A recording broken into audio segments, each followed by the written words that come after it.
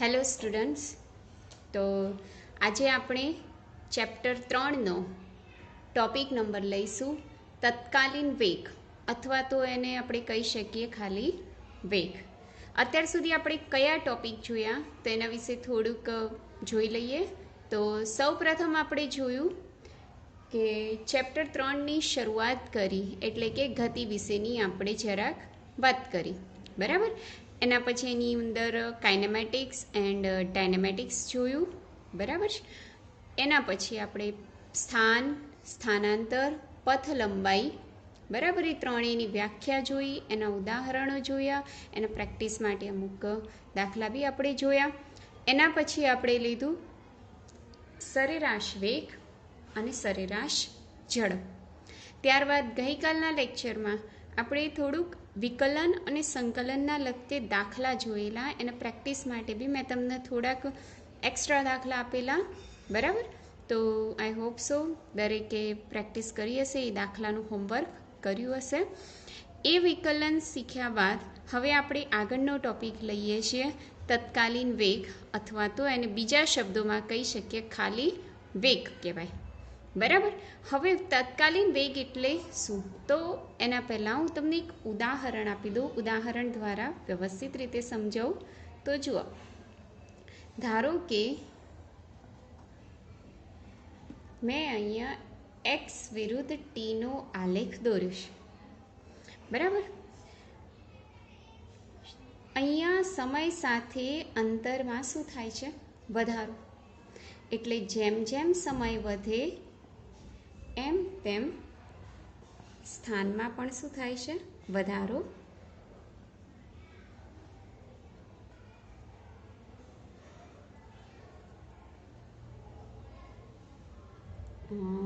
X મીટરમાં લઈ લઈએ અને આ સેકન્ડમાં લઈ લઈએ, બરાબર. હવે જો એક્સ વિરુદ્ધ ટીનો આલેખ દોર્યો, જેમાં આલેખ ઉપર ચડે છે. એનો અર્થ કે જેમ જેમ સમય વધે છે તેમ તેમ અંતરમાં પણ શું થાય છે? વધારો. હવે આપણે સમયગાળો લઈ લઈએ. ધારો કે ડેલ્ટા ટી લઈ લઈએ, 4 સેકન્ડ લઈ લઈએ. કેટલી સેકન્ડ લીધી? 4 સેકન્ડ. 4 સેકન્ડ એટલે આપણે કે 3 સેકન્ડથી 6 સેકન્ડ સુધી લઈ લઈએ. એટલે 3 6માંથી આપણે એક કામ કરીએ, 3 સેકન્ડ લઈ લઈએ, બરાબર. એટલે કે 3 થી 6, 6માંથી 3 જાય એટલે કેટલી સેકન્ડ રહે? 3 સેકન્ડ. એટલે આટલો જ જે સમયગાળો છે આપણે કેટલો લીધો? Delta T. હવે એના માટે મારે સ્થાન શોધવું છે. તો જુઓ, એટલા માટે અંતરનો તફાવત કેટલો આવે છે? 6 મીટર. એટલે કે ડેલ્ટા એક્સ બરાબર કેટલું આવ્યું? 6 મીટર, બરાબર. ડેલ્ટા એક્સ ભાગ્યા ડેલ્ટા ટી કરીએ એટલે કે અંતર ભાગ્યા સમય, તો આપણને શું મળે છે? આ વસ્તુ શું છે? સરેરાશ વેગ. જે કેટલો મળે છે? 6/3 બરાબર 2 મીટર પ્રતિ સેકન્ડ. તો આ વાત કોની કરી? સરેરાશ વેગ. સરેરાશ વેગ એટલે શું? થોડાક વધારે સમય માટે અને વધારે અંતર માટે આપણે એપ્રોક્સિમેટ વેગ કાઢી શકીએ, બરાબર. એટલે કે દાખલા તરીકે મારે અહીંયા વાવોલથી ગાંધીનગર જવું છે, અથવા તો ગાંધીનગરથી મારે અમદાવાદ જવું છે. તો ગાંધીનગરથી અમદાવાદ માટેનું આપણે સલંગ રસ્તો લઈ લઈએ તો લગભગ 30 કિલોમીટર, ને એના માટે લાગતો સમય 45 મિનિટ. તો આપણે એ પ્રમાણે એનો સરેરાશ એવરેજ વેગ શોધી નાખીએ છીએ, બરાબર. પરંતુ દર વખતે સરેરાશ વેગની જરૂર હોતી નથી. આપણને દાખલા તરીકે કે હું ગાંધીનગરથી નીકળીને અમદાવાદ પહોંચ્યો, તો ત્યાં સુધી વચ્ચે જ્યાં બમ્પ આવ્યું, તો બમ્પ આગળ મારો વેગ કેટલો, એ મને સરેરાશ વેગથી ખ્યાલ આવે નહીં. અથવા તો ગાંધીનગરથી અમદાવાદ જવા નીકળું છું, તો વચ્ચે સરગાસન ચોકડી આવે, તો સરગાસન ચોકડી આગળ મારો વેગ કેટલો, તો એ પણ મને સરેરાશ વેગથી ખબર પડે નહીં. તો એ વખતે તમને શેની જરૂર પડે? તો તમારા વ્હીકલની અંદર લગાવેલું જે સ્પીડોમીટર છે, એ સ્પીડોમીટરની જરૂર પડે. સ્પીડોમીટરમાં દર ક્ષણિક ક્ષણનો તમને શું દર્શાવેલો હોય છે? વેગ દર્શાવેલો હોય છે. ક્ષણિક ક્ષણનો શું દર્શાવેલો છે? વેગ. અને એ જે વેગ છે એ વેગને આપણે કહીએ છીએ ક્ષણિક વેગ અથવા તો તત્કાલીન વેગ.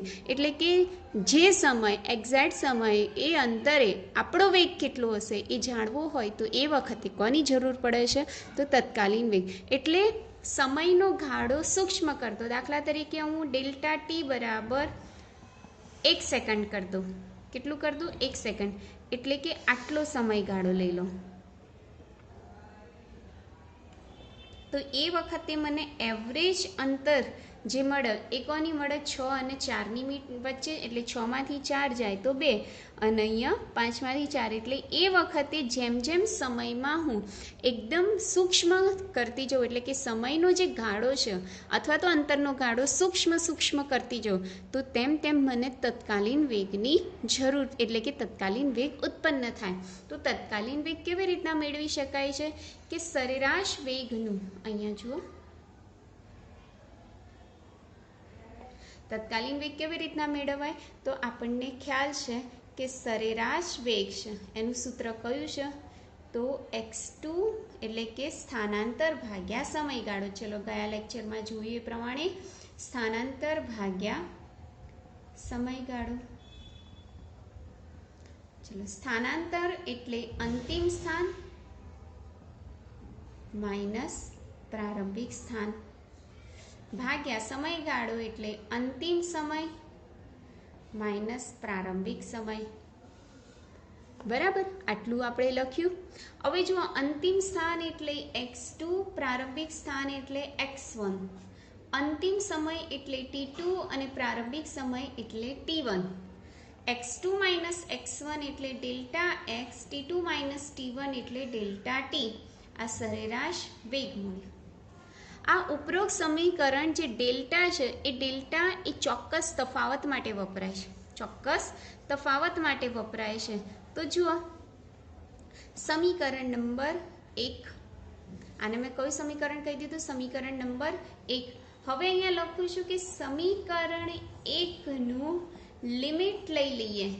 Limit delta T tend to 0 લઈ લઈએ. આનો અર્થ શું થાય કે આ જે ગાળા છે એ ગાળાને કેવા કરી દઈએ? આપણે સૂક્ષ્મ ગાળા કરી દઈએ. તો જે સરેરાશ વેગ છે એમાંથી સરેરાશ કેન્સલ થઈ જાય, ખાલી શું રહેશે? વેગ રહેશે. આનું શું લેવાનું છે આપણે? લિમિટ. એટલે સરેરાશ વેગની જગ્યાએ કયો વેગ થઈ જશે? તો તાત્કાલિન વેગ થઈ જશે. બરાબર, અથવા તો વેગ પણ કહી શકો ખાલી. આનું આપણે લિમિટ લઈ લઈએ એટલે આ જે ડેલ્ટા છે એની જગ્યાએ ડી થઈ જશે અને નીચે બી ડેલ્ટા છે એની જગ્યાએ શું થઈ જશે? ડી. એટલે કે સરેરાશ વેગનું સૂત્ર delta x upon delta T છે, જ્યાં તાત્કાલિન વેગનું સૂત્ર ડીએક્સ અપોન ડીટી છે. આ ગઈકાલે જ આપણે જોયું. તો આ એક પ્રકારનું શું કહેવાય? વિકલન કહેવાય. આ એક પ્રકારનું શું કહેવાય? વિકલન. એટલે કે શું? એક્સની સાપેક્ષ ટીની સાપેક્ષે એક્સનું એક વખત વિકલન, એને કહેવાય છે તાત્કાલિન વેગ. એટલે તાત્કાલિન વેગની વ્યાખ્યા શું થાય છે? તો ટીની સાપેક્ષે એટલે કે સમયની સાપેક્ષે એક્સનું એક વખત વિકલન. કેટલી વખત વિકલન? એક વખત વિકલન. એને આપણે શું કહીશું? તાત્કાલિન વેગ.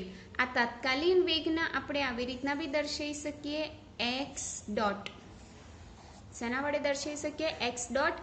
આ ડોટ એ વિકલન સૂચવે છે. કેટલા ડોટ છે? 1. એટલે કે અહીંયા ટીની સાપેક્ષે એક્સનું એક વખત વિકલન. તો આ વાત કરી આપણે તાત્કાલિન વેગ, અથવા તો સામાન્ય રીતે એનો વેગ તરીકે પણ ઓળખાય છે. તેનું એકમ કયો? તો તેનું એકમ તો સરેરાશ વેગનો જે એકમ થાય એ જ એકમ કયો થશે? મીટર પ્રતિ સેકન્ડ. તો આ વાત કરી તત્કાલીન વેગ.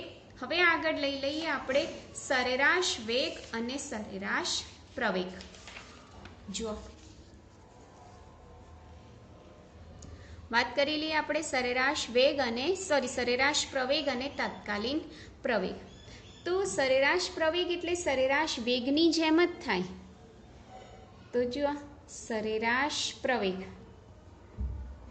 જેનો સિમ્બોલ આપણે બતાવીશું સરેરાશની અંદર એ. પ્રવેગ એટલે એસિલરેશન, એસિલરેશનનો પ્રથમ અક્ષર એ એટલે પ્રવેગને આપણે એ વડે દર્શાવીશું. સરેરાશ એ બ્રેકેટ વડે દર્શાવ્યું છે. સરેરાશ પ્રવેગ એટલે સરેરાશ વેગ ભાગ્યા સમયગાળો. ભાગ્યા શું લખાય? સમયગાળો. સરેરાશ વેગ, જો તમને ખ્યાલ હોય તો સરેરાશ વેગ અથવા તો વેગમાં થતો ફેરફાર પણ લખી શકાય. વેગમાં થતો ફેરફાર અને ભાગ્યા શું લખાય? સમયગાળો. ચલો, વેગમાં થતો ફેરફાર એટલે અંતિમ વેગ માઇનસ પ્રારંભિક વેગ, સમયગાળો એટલે t2 માઇનસ t1. આ શું મળ્યું આપણને? સરેરાશ પ્રવેગ.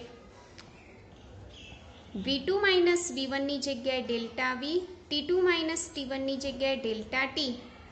ઉપરોક્ત સમીકરણનું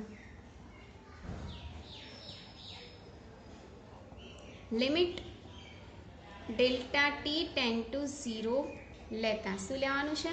લિમિટ. તો મેં અગાઉ કીધું એ પ્રમાણે ડેલ્ટા શેમાં રૂપાંતર પામી જાય? ડીમાં. તો સરેરાશ પ્રવેગનું સૂત્ર થઈ જશે dv અપોન dt. સરેરાશ પ્રવેગનું સૂત્ર કયું થઈ જશે? dv upon dt.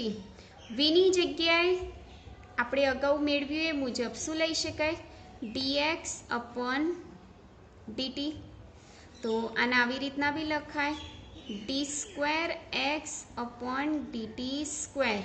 તો આ સરેરાશ વેગની જગ્યાએ થઈ જશે તાત્કાલિન પ્રવેગ, સરેરાશ પ્રવેગની જગ્યાએ થઈ જશે તાત્કાલિન પ્રવેગ. આ તત્કાલીન પ્રવેગનું એક સૂત્ર, તત્કાલીન પ્રવેગનું બે સૂત્ર. આની વિકલન કેટલું છે? એક જ વખત, એટલે અહીંયા v ડોટ આવશે, પણ અહીંયા એક્સનું કેટલી વખત વિકલન થાય? બે વખત, એટલે એક્સની ઉપર ડબલ ડોટ આવશે. ખ્યાલ આવી ગયું? આના ઉપરથી વ્યાખ્યા લખવી હોય તત્કાલીન વેગની તો શું લખાય? કે વેગનું સમયની સાપેક્ષે, વેગનું સમયની સાપેક્ષે કેટલી વખત વિકલન? એક વખત વિકલન. અથવા તો અંતર એટલે કે એક્સનું સમયની સાપેક્ષે કેટલી વખત વિકલન? બે વખત વિકલન. એને આપણે શું કહીશું? તો પ્રવેગ. એટલે પ્રવેગની બે વ્યાખ્યા થશે. વેગનું સમયની સાપેક્ષે એક વખત વિકલન, અંતરનું સમયની સાપેક્ષે બે વખત વિકલન, અને સરેરાશ પ્રવેગની વ્યાખ્યા શું થાય? કે એકમ સમયગાળામાં કણના વેગમાં થતા ફેરફારને પ્રવેગ કહે છે. ફરીથી, એકમ સમયગાળામાં કણના વેગમાં થતા ફેરફારને પ્રવેગ, સરેરાશ પ્રવેગ કહે છે. તો આ વાત થઈ આપણે સરેરાશ પ્રવેગ અને તાત્કાલિન પ્રવેગની વાત થઈ. હવે જુઓ, એની થોડીક એક્સ્ટ્રા ચર્ચા કરી લઈએ. તો એક્સ્ટ્રા ચર્ચામાં મારે શું કહેવું છે? તો જુઓ,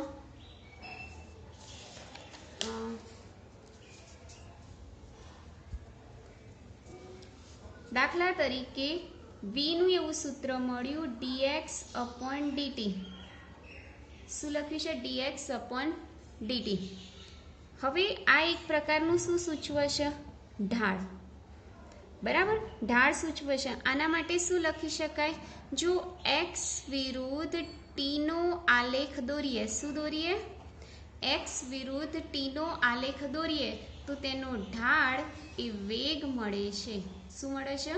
ઢાળ એ વેગ મળે છે. યાદ રહેશે આ વાક્ય? x વિરુદ્ધ t નો આલેખ દોરીએ તો તેનો ઢાળ એ શું મળશે? વેગ મળશે. બીજું, જો v વિરુદ્ધ t નો આલેખ દોરીએ, અહીંયા લખું છું v વિરુદ્ધ t નો આલેખ દોરીએ તો એનું ક્ષેત્રફળ એ અંતર મળે છે. શું મળે છે? અંતર.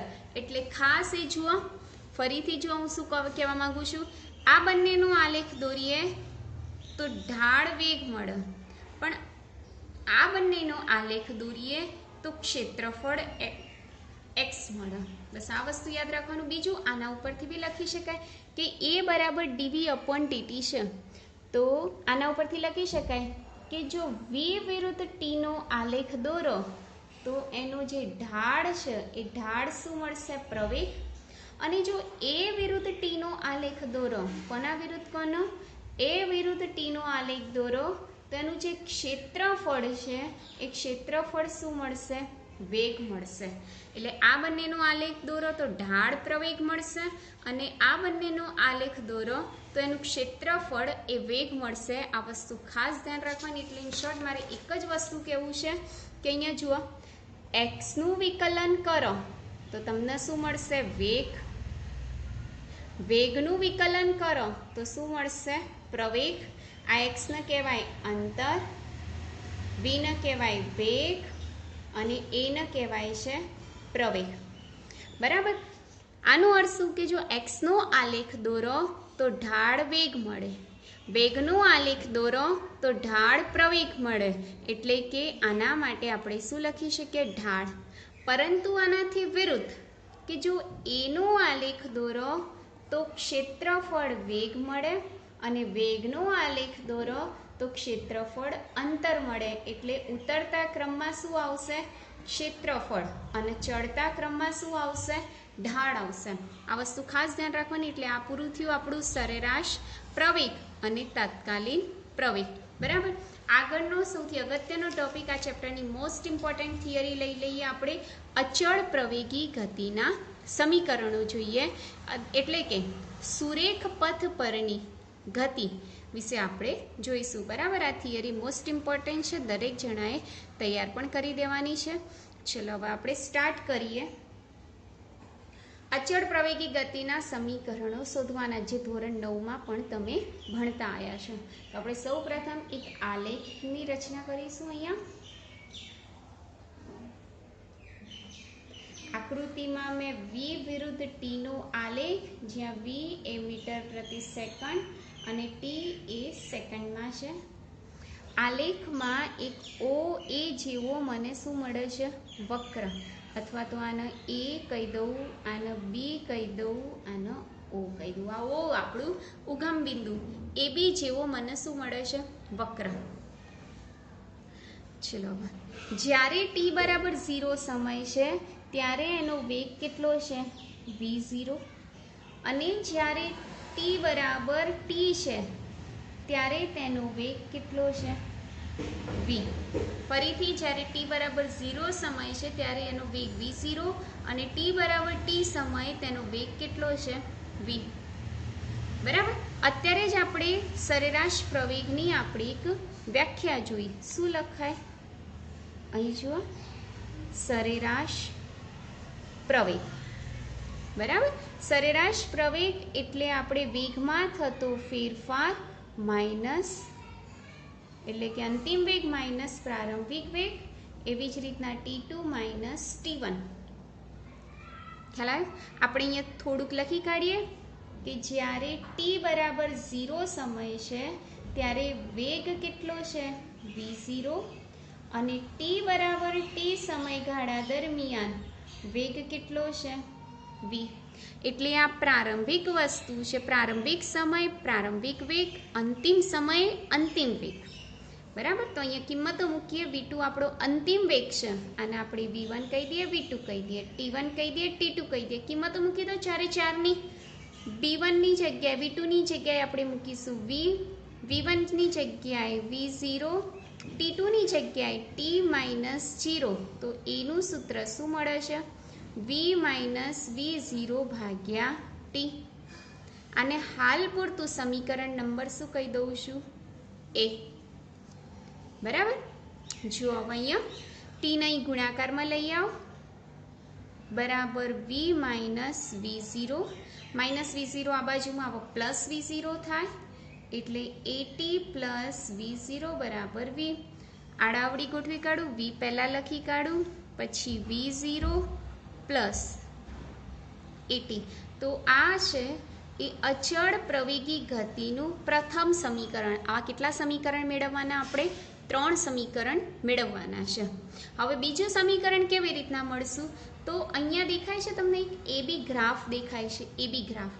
તો અહીંયા લખું છું AB ગ્રાફ વડે ઘેરાતું ક્ષેત્રફળ.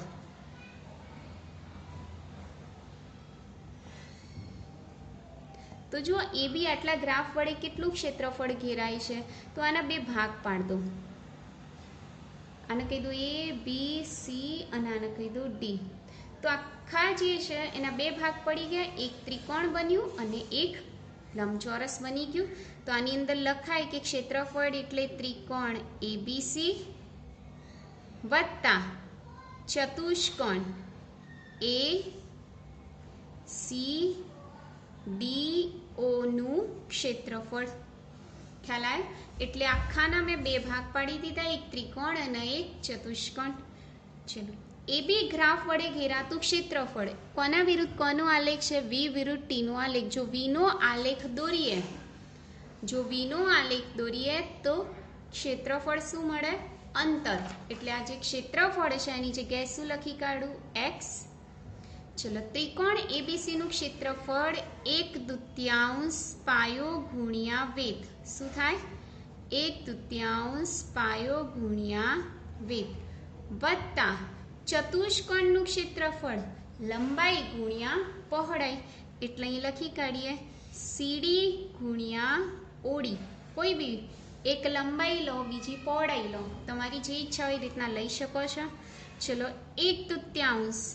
આજે ત્રિકોણની વાત કરી છે, દેખાય છે ત્રિકોણ? એમાં પાયો કયો છે? તો એસી. વેધ કયો છે? તો બીસી વત્તા શું લખાય અહીંયા? સીડી ગુણ્યા ઓડી. ચલો, હવે કિંમતો મૂકી દઈએ આની અંદર. ધ્યાન આપો અહીંયા. એસી ની કિંમત કેટલી? બીસી ની કિંમત કેટલી? તો જુઓ, એસી ની કિંમત કેટલી છે? આને આટલું કહેવાય. તો આ કેટલું છે આપણી પાસે? 0 થી ટી, એટલે ટી. બરાબર. ગુણ્યા શું આવે હવે? બીસી. તો બીસી ની કિંમત કેટલી છે? જુઓ, બીસી એટલે આટલા લખાય ને. તો આ તો શું મૂલ્ય આપે છે? આટલું મૂલ્ય. બરાબર. તો આટલું મૂલ્ય શું છે? તો વી માઇનસ વી0. એટલે અહીંયા લખી શકાય વી માઇનસ વી0. ચલો, ત્રિકોણ માટે પૂરું. હવે શેના માટે આવશે? ચતુષ્કોણ. ચતુષ્કોણમાં શું શું છે? તો જુઓ, ઓડી ગુણ્યા સીડી. તો જુઓ, ઓડી ક્યાં છે આપણા? આર્યા. સીડી ક્યાં છે? આર્યા. તો ઓડી કેટલા? ટી અને સીડી કેટલા છે? વી0. હવે આનું થોડુંક સાદુરૂપ આપી દઈએ. એક્સ બરાબર 1/2 ટી કૌંસમાં આ જે વી દેખાય છે દરેકના, એ વીની જગ્યાએ આપણે કિંમત અહીંયાથી મૂકીએ. છે ને? શું મૂકીશું? વી0 વત્તા એટી માઇનસ વી0. તો એમના એમ જ. ચલો, આટલો ભાગ પૂરો. હવે આટલો ભાગ લઈએ, વી0 ટી. ચલો, વી0 ટી હું પહેલા લખી કાઢું. અહીંયા દેખાય છે વી0 અને વી0 કેન્સલ, એટલે શું વધ્યું? 1/2 ટી ઇન્ટુ એટી. એટલે શું થાય? AT square. એટલે આ જે સૂત્ર મળ્યું એ અચળ પ્રવેગી ગતિનું કયું સમીકરણ મળ્યું? બીજું સમીકરણ, નંબર 2. આ નંબર 1. 2 સમીકરણ મળી ગયા. હવે ત્રીજું સમીકરણ મેળવવાનું છે. તો ત્રીજા સમીકરણ માટે અહીંયા આપણે ક્યાંથી શરૂઆત કરી હતી? સરેરાશ પ્રવેગ. હવે આપણે ક્યાંથી શરૂઆત કરવાની? તો સરેરાશ વેગ. ચલો, સરેરાશ વેગનું આપણે અહીંયા સૂત્ર લખતા હતા અંતર ભાગ્યા સમય. તો અહીંયા અંતર કેટલું? એક્સ અને સમય કેટલું? ટી. ચલો, જે સરેરાશ વેગ છે એમ એવું બી લખાય. સરેરાશ એટલે જનરલી શું લખાય? સંખ્યા ભાગ્યા સંખ્યાઓનો સરવાળો ભાગ્યા સંખ્યાની સંખ્યા. બરાબર. એટલે કેટલી સંખ્યા છે એ. તો સરેરાશ વેગ, તો અહીં કેટલા વેગ દેખાય તમને લોકોને? 2. એક વી0 અને વી. એટલે આના માટે એવું લખાય વી વત્તા વી0 ભાગ્યા 2. બંનેને શું કરી દો? સરખાઈ દો. એટલે શું થશે? વી વત્તા વી0 ભાગ્યા 2 બરાબર એક્સ ભાગ્યા ટી. આ સમીકરણ નંબર 2 અથવા તો બી. શું લખાય? અથવા તો બી. હવે શું કરવાનું છે? એ અને બી નો ગુણાકાર. શું કરશું આપણે? એ અને બી નો ગુણાકાર. એ ક્યાં દેખાયું તમને? આર્યુ અને બી આર્યુ બંનેનો શું કરી દઈએ? ગુણાકાર.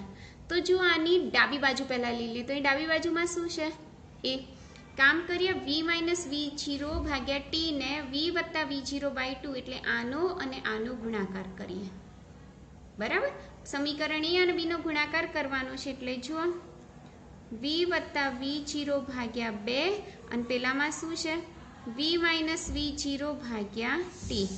રહ્યું શું અહીંયા? એક્સ ભાગ્યા ટી અને ગુણ્યા એ રહ્યું. જો હવે બંને બાજુમાંથી ટી ટી કેન્સલ. આ જુઓ વી વત્તા V0 વી માઇનસ V0 એટલે V² માઇનસ V0² થાય. થઈ ગયું? આ બંનેનો ગુણાકાર કર્યો V² માઇનસ V0². હવે બે અહીંયા ગુણાકારમાં જાય એટલે શું લખાય? 2ax. તો આ આપણને પ્રાપ્ત થયું અચળ પ્રવેગી ગતિનું કયું સમીકરણ? ત્રીજું સમીકરણ. આમ આ સુરેખ પથ પરની ગતિના 3 સમીકરણો છે.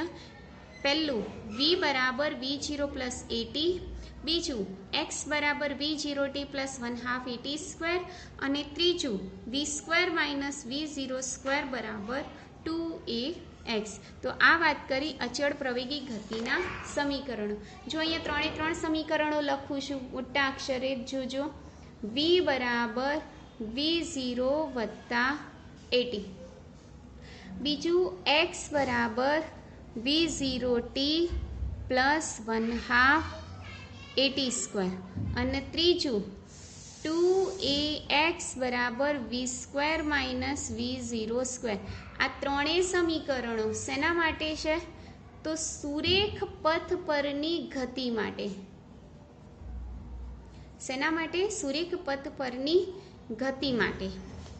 જો આ જે વાત છે એ આપણે ઉધ્વ દિશા માટે કરીએ એટલે કે ઉપર જતા પદાર્થ માટે કરીએ તો ઉધ્વ દિશા માટે એ બરાબર શું લખવાનું? -g. એટલે જ્યાં જ્યાં તમને એ દેખાય ત્યાં શું લખી દેવાનું? -g.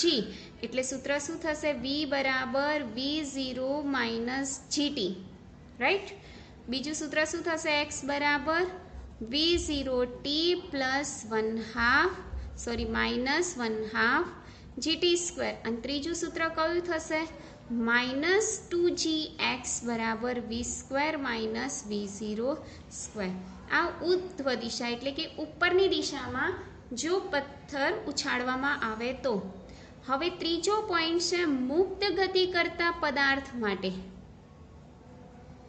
મુક્ત ગતિ કરતા પદાર્થ માટે તો જ્યારે પદાર્થ ઉપરથી નીચે પડે ત્યારે એ બરાબર શું લેવાનું? +g. તો આ સૂત્રો શું થઈ જશે? v બરાબર V0 પ્લસ GT, x બરાબર V0t પ્લસ 1/2 GT², અને 2gx બરાબર V² માઇનસ V0². બરાબર? એટલે આ ખાસ આ 3 પ્રકારની ગતિ, સુરેખ પથ પરની ગતિ, ઉધ્વ દિશામાંની ગતિ, મુક્ત ગતિ કરતા પદાર્થ માટેની ગતિ, આ બધા ડેટાની તમને ખ્યાલ હોવી જોઈએ. શું કે વીને શું કહેવાય? અંતિમ વેગ. હંમેશા વીને શું કહેવાય? અંતિમ વેગ. અને V0 ને શું કહેવાય? તો પ્રારંભિક વેગ કહેવાય. કયો વેગ કહેવાય? પ્રારંભિક વેગ. ટી એટલે શું લખાય? સમયગાળો. અને એ એટલે શું લખાય? પ્રવેગ. અને જી એટલે શું લખાય? ગુરુત્વ પ્રવેગ, જેનું મૂલ્ય 9.8 મીટર પ્રતિ સેકન્ડ થાય. આ વસ્તુ ખાસ. જો દાખલામાં એવું કહે ક્યારે બી કે પદાર્થ સ્થિર સ્થિતિમાંથી ગતિ કરે છે. કઈ સ્થિતિમાંથી? સ્થિર. તો સ્થિર એટલે શરૂઆતમાં પદાર્થ સ્થિર હોય તેનો શરૂઆતનો વેગ કેવો થાય? 0. આ વસ્તુ ખાસ. જ્યારે બી દાખલાની અંદર પ્રતિપ્રવેગની વાત આવે અથવા તો વેગમાં શું થાય? ઘટાડો. જુઓ તમને સહેજ જણાવી દઉં. અહીંયા ધ્યાન આપો. જો વેગમાં ઘટાડો થાય તો શું ઉત્પન્ન થાય? પ્રતિપ્રવેગ શું ઉત્પન્ન થાય? પ્રતિપ્રવેગ, જેનું ચિહ્ન કયું છે? -a. જો વેગમાં વધારો થાય, શું થાય? વેગમાં વધારો, તો એ વખતે શું ઉત્પન્ન થાય? પ્રવેગ, જેને આપણે શું કહીશું? a. એ ખાસ જ્યારે વેગમાં ઘટાડો થાય પ્રતિપ્રવેગ ઉત્પન્ન થાય -a, અને વેગમાં વધારો થાય પ્રવેગ ઉત્પન્ન થાય તો a લેવાનું. જ્યારે બી પ્રતિપ્રવેગ ક્યારે, વેગમાં ઘટાડો ક્યારે થાય? જ્યારે આપણે વ્હીકલને શું મારતા હોઈએ? બ્રેક. એટલે કે જ્યારે બી દાખલાની અંદર બ્રેકની વાત કરેલી હોય તો હંમેશા એના સ્થાને શું લેવાનું? -a. આ વાત ખાસ ધ્યાન રાખવાની. બીજું, તમે જો ઉધ્વ દિશામાં પદાર્થ ઉછાળો અને ઉછાળો એટલે મહત્તમ ઊંચાઈએથી એ પાછો નીચે પડે, એટલે કે ઉપર ગયો અને આટલેથી એ પદાર્થ ક્યાં આવે છે? નીચે. બરાબર, ઉપરથી એ પદાર્થ નીચે, એટલે આ જે ઊંચાઈ છે એ ઊંચાઈને શું કહેવાય? મહત્તમ ઊંચાઈ. શું કહેવાય છે? મહત્તમ ઊંચાઈ, જેને આપણે એક્સ મેક્સિમમ વડે દર્શાવીશું. શેના વડે? X maximum. તો મહત્તમ ઊંચાઈએ હંમેશા વેગ કેવો હોય? 0. અને ત્રીજી વસ્તુ અને છેલ્લી વસ્તુ કે જો દાખલામાં એવું કીધું હોય કે પદાર્થનું મુક્ત પતન થાય છે, કેવું પતન થાય છે? મુક્ત પતન. કોઈ બી દાખલાની અંદર મુક્ત પતન લખેલું હોય એનો અર્થ કે એ દાખલાની અંદર v0 બરાબર શું લઈ લેવાના તમારે? 0. બરાબર, તો આટલી અમુક પોઈન્ટ તમારા દાખલા માટે ખૂબ જ અગત્યના છે, એટલે આખો વિડીયો જોજો ખાસ. અને એટલી મારી અપેક્ષા આજનો લેક્ચર અહીંયા ખતમ કરું છું. બાકીનું આપણે નેક્સ્ટ લેક્ચરમાં જોઈશું. Thank you.